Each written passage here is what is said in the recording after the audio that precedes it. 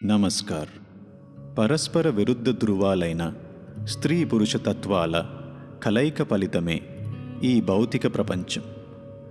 స్త్రీ పురుష తత్వాలనే యిన్ యాంగ్, ఈడా పింగళ, శివాశక్తి, కుడి మెదడు ఎడమ మెదడు అని కూడా అనవచ్చు.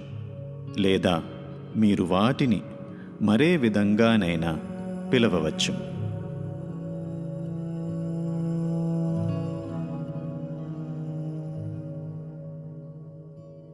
వ్యతిరేక ధృవాలను ఐక్యం చెయ్యాలన్న తపనే ఆశ, విజయకాంక్ష, ప్రేమ, సెక్స్, యోగాల వంటి వాటి ద్వారా వ్యక్తీకరణమవుతుంది.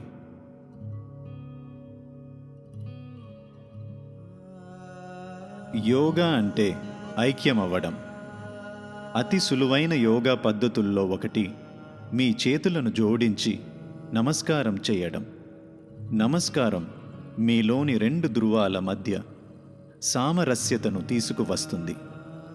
మీ చేతులను జోడించి నమస్కరిస్తూ ఒక వ్యక్తిని గాని లేక ఒక వస్తువుని గాని ప్రేమగా, శ్రద్ధతో చూడండి.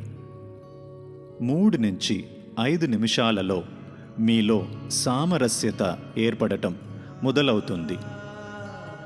నమస్కరిస్తూ శాంతిని పొందండి. నమస్కరిస్తూ ప్రేమను పొందండి. నమస్కరిస్తూ ఐక్యమవ్వండి. యోగా ద్వారా ఐక్యమవ్వడాన్ని ఈ అంతర్జాతీయ యోగా దినోత్సవం నాడు తెలుసుకోండి.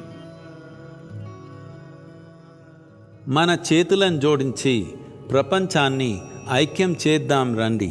జోడించిన చేతులతో మీ అంతరాత్మ వికసించాలని నా ఆకాంక్ష.